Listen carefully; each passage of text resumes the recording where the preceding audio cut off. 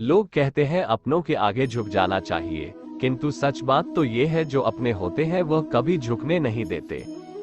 इस संसार में मूर्ख व्यक्ति, अधर्मी, अज्ञानी व नास्तिक प्रकृति का व्यक्ति मेरी शरण स्वीकार नहीं कर सकता। जीवन में आधे दुख इस कारण जन्म लेते हैं क्योंकि उनसे आशाएं बड़ी होती है। इन आशाओं का त्याग करके देखो, जीवन में सुख ही सुख है। जो दूसरों की तकलीफों को समझते हैं, जिनमें दया है, दिल से अच्छे हैं, उन्हें दोबारा जन्म लेना नहीं पड़ता। मन की गतिविधियों, होश, श्वास और भावनाओं के माध्यम से भगवान की शक्ति सदा तुम्हारे साथ है और लगातार तुम्हें बस एक साधन की तरह प्रयोग कर सके सभी कार्य कर रही है। आत्मा न तो जन्म लेती है, न कभी मरती है और ना ही इसे कभी जलाया जा सकता है, ना ही पानी से गीला किया जा सकता है। आत्मा अमर और अविनाशी है। अंत काल में जो मनुष्य मेरा स्मरण करते हुए देह त्याग करता है, वह मेरी शरण में आता है।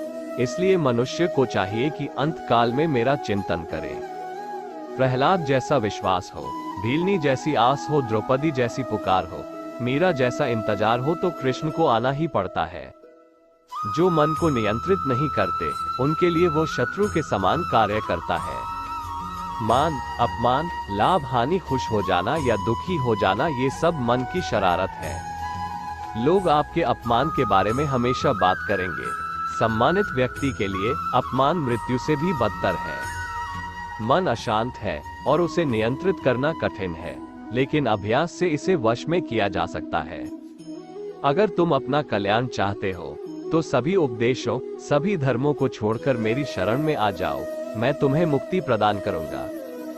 उससे मत डरो जो वास्तविक नहीं है, ना कभी था ना कभी होगा।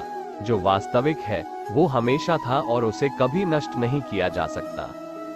किसी और का काम पूर्णता से करने से कहीं अच्छा है कि अपना काम करें, भले ही उसे अपूर्णता से करना पड़े।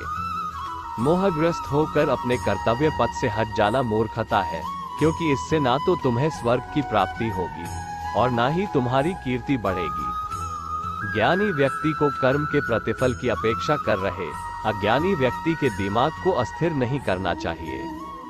यदि आप किसी के साथ मित्रता नहीं कर सकते हैं तो उसके साथ शत्रुता भी नहीं करना चाहिए।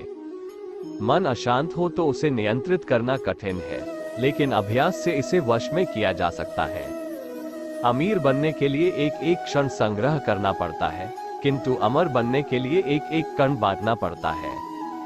जिसे तुम अपना समझकर मग्न हो रहे हो, बस यही प्रसन्नता तुम्हारे दुखों का कारण है।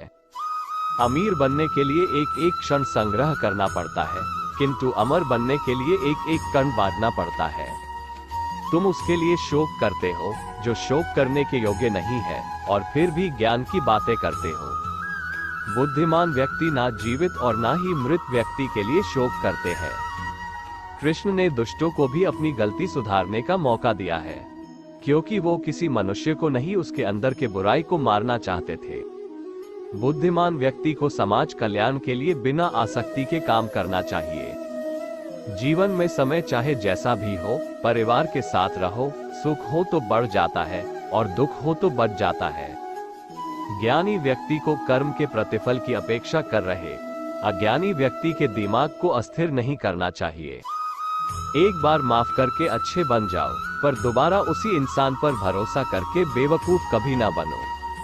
हे अर्जुन, मैं भूत, वर्तमान और भविष्य के सभी प्राणियों को जानता हूँ, किंतु वास्तविकता में कोई मुझे नहीं जानता।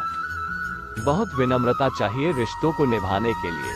छल कपट से तो सिर्फ महाभारत रची जाती है।